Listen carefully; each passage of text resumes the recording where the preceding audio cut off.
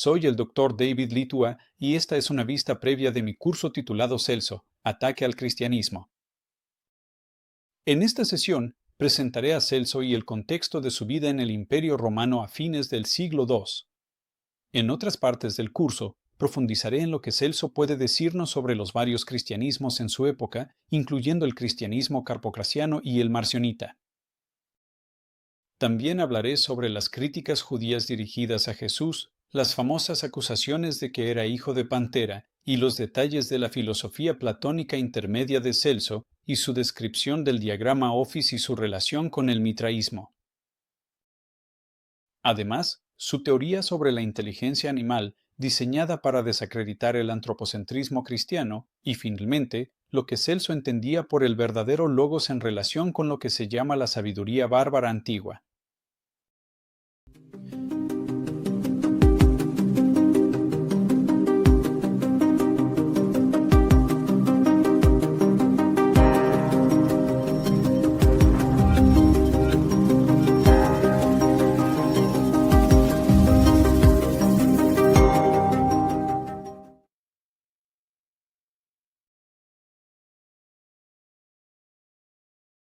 Ahora, escucharán a muchas personas pronunciar Celsus como Celsus, y para mí está bien. Pero así como en el inglés normal dejamos que Caesar se convierta en César. Yo pronuncio la sema sibilante, pero de ustedes depende cómo pronunciarla, y acepto con gusto Celsos como el nombre de nuestro sujeto. ¿Quién fue este Celso?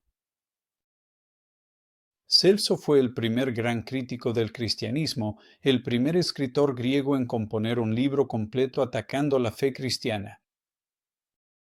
Aunque otros escritores grecorromanos como Tácito y Plinio habían hecho breves comentarios mordaces contra los cristianos, en realidad sabían muy poco sobre el cristianismo. Los críticos ignorantes típicamente decían que los cristianos eran ateos, que comían bebés en secreto y cometían incesto en la oscuridad con sus hermanas.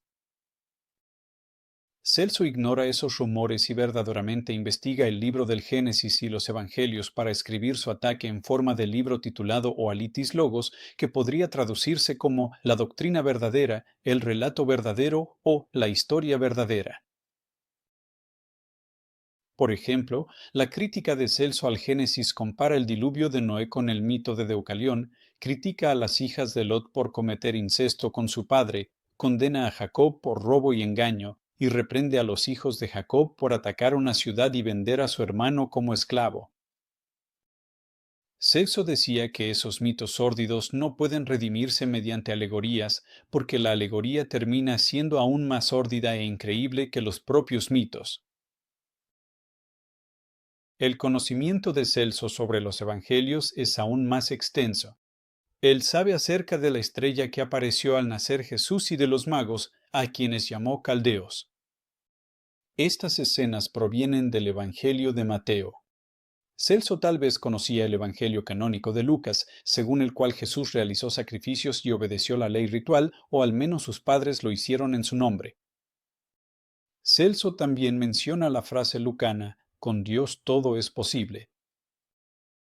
Aunque Celso menciona la idea de Jesús como el Logos y la petición de los judíos de una señal por parte de Jesús en el templo, estos puntos no necesariamente indican que Celso haya leído el Evangelio atribuido a Juan.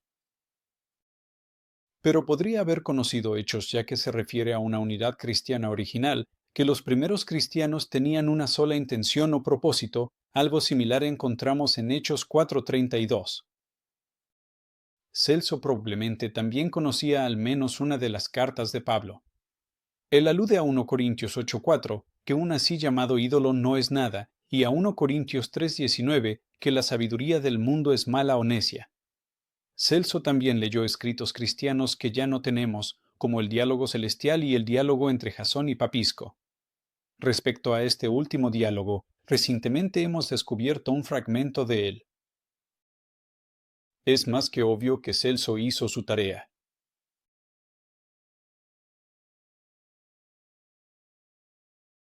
¿Cuándo escribió Celso? Si conocía Lucas y Hechos, entonces probablemente escribió del siglo II. El primer escritor cristiano que se refiere específicamente a Lucas y Hechos es Ireneo, quien escribía en la década de 180. Celso percibía que los cristianos de su época eran un grupo numeroso. Él señaló que eran perseguidos y ejecutados, como ocurrió en la ciudad de León durante la vida de Ireneo. Celso también se refirió a los, entre comillas, emperadores que actualmente gobiernan, lo que podría indicar los correinados de Marco Aurelio con Vero entre los años 161 y 169 de la era común, o de Marco con Cómodo entre 177 y 180. Pero la referencia a emperadores en plural podría ser simplemente genérica y también podría referirse al emperador en singular. Dado que Celso conocía a los marcelinianos, un grupo de carpocracianos en Roma, y la crítica marcionita a los cuatro evangelios y probablemente algunas obras de Luciano de Samosata, entonces es probable que Celso escribiera después de la década de 160. A decir verdad, cualquier fecha entre el 175 y el 200 es razonable para el logos verdadero, pues evidencia no nos permite ser más precisos.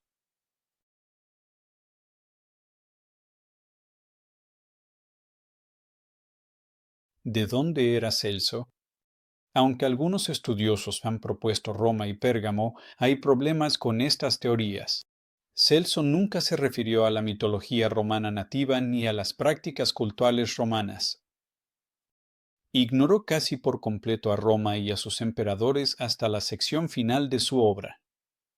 Su conexión con Pérgamo parte de la suposición de que nuestro Celso es el mismo al que Luciano se refirió como un escritor en contra de la magia. Pero ese Celso era un epicúreo, mientras que el nuestro es un platonista. La idea de que Celso conocía los cultos de Cibeles, Mitra y Sabacio no implica que haya estado en Asia, ya que estos cultos eran bien conocidos en todo el imperio. El consenso general es que Celso pasó al menos algún tiempo en Alejandría. Esta opinión es respaldada por su conocimiento de primera mano sobre la cultura local egipcia y las costumbres de adoración. Por ejemplo, Celso conocía las habilidades específicas que ofrecían los practicantes rituales en los mercados egipcios, curaciones y exorcismos, invocaciones y proyección de imágenes. Describió las magníficas puertas de los templos y los recintos de los egipcios, caracterizados por toldos coloridos y ritos solemnes. Sabía que en los templos egipcios había estatuas de culto de animales específicos, incluyendo gatos, monos, cocodrilos, cabras y perros. Todos en su época conocían a Antino, el amante de Adriano, pero Celso tenía un conocimiento más profundo sobre las bulliciosas asociaciones en honor a Antino que afectaban a Antinópolis en Egipto, una ciudad ubicada río abajo en el Nilo.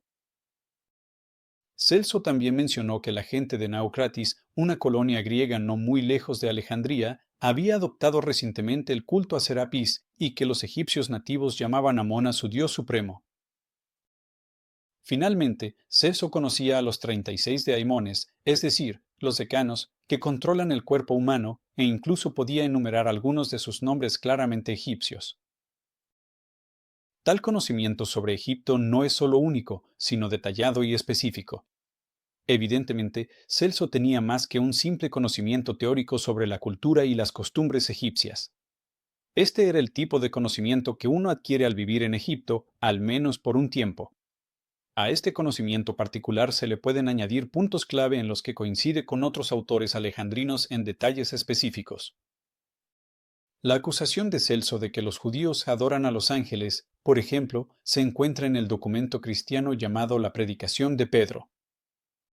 El intento de Celso de relacionar la mitología bíblica con la mitología helénica, por ejemplo, la Torre de Babel con la historia de Otos y Efialtes, así como a Noé con Deucalión, tiene un precedente en Filón. Celso señaló que los ángeles malvados fueron encadenados y arrojados bajo tierra, un castigo específico mencionado en un Enoc, un texto canónico en Alejandría y un texto al que también alude la probable carta alejandrina de 2 Pedro, escrita hacia finales del siglo II. La acusación de Celso de que los evangelios contienen mitos parece ser respondida en 2 Pedro 1:16, donde el autor ficticio dice: no seguimos fábulas ingeniosamente inventadas. Ahora, Celso no tuvo que navegar hasta Roma para familiarizarse con las enseñanzas de Marción, aunque ciertamente es posible que Celso viajara a la capital y otras regiones. Para su época, a fines del siglo II, el pensamiento marcionita ya se había difundido en Alejandría. El discípulo de Marción, Apeles, había llegado a la ciudad y había establecido allí una comunidad marcionita exitosa durante la vida de Celso. Lo mismo aplica para los marcelinianos. Marcelina viajó de Alejandría a Roma a fines de los años 150 o principios de los 160, pero Celso no necesitaba ir a Roma para encontrarse con su círculo.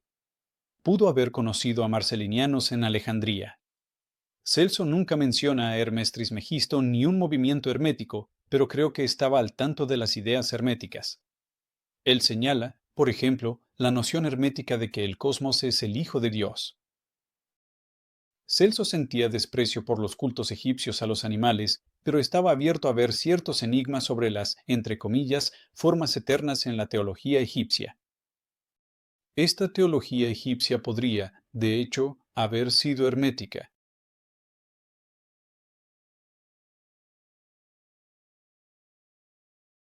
En su época, Celso expresaba lo que él creía que era una posición de consenso en contra de la gran desviación del cristianismo y sus cultos. En la época moderna, los filtros cristianos son predominantes y es difícil, incluso para las personas seculares, pensar fuera del marco teológico creado por el cristianismo. Ahora tenemos la difícil tarea de hacer a un lado nuestros filtros y no asumir nada como verdadero desde el principio. No enseño este curso sobre Celso para defender ni a Celso ni al cristianismo, sino para abrir un nuevo mundo, una nueva forma de ver, como los antiguos veían, para aprender a romper años de tradición arraigada y discursos convencionales sobre Dios, el mundo y la humanidad. Es cierto que a Celso solo se le conoce a través del material que Orígenes de Alejandría citó en su propio ataque contra Celso. Así, el verdadero logos de Celso es en efecto fragmentario y a veces inconexo. Al mismo tiempo, Orígenes generalmente citó a Celso de manera precisa y sistemática. Esto no quiere decir que no haya partes donde Orígenes parafraseó y reordenó su material. Pero en general, podemos ordenar lo que Orígenes citó con bastante confianza, y la dedicación y reiteración de Orígenes nos permite conocer a Celso en sus propias palabras.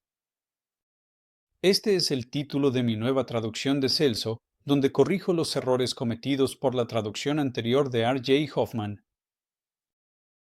Su uso de la paráfrasis, por ejemplo, su tendencia a crear conexiones que no existen en el texto y sus confusiones ocasionales entre Celso y Orígenes. Mi nueva traducción de 2024 es el libro de texto principal para mi curso en línea completo sobre el ataque de Celso al cristianismo. En este curso encontrarán acceso permanente a mis videos en línea, resúmenes de libros, una gran cantidad de literatura académica, recomendaciones para lecturas adicionales y la oportunidad de resolver todas sus dudas. No encontrarán este curso en ningún otro lado. El enlace está en la descripción. Inscríbanse ahora con el precio de preventa que terminará este Halloween de 2024.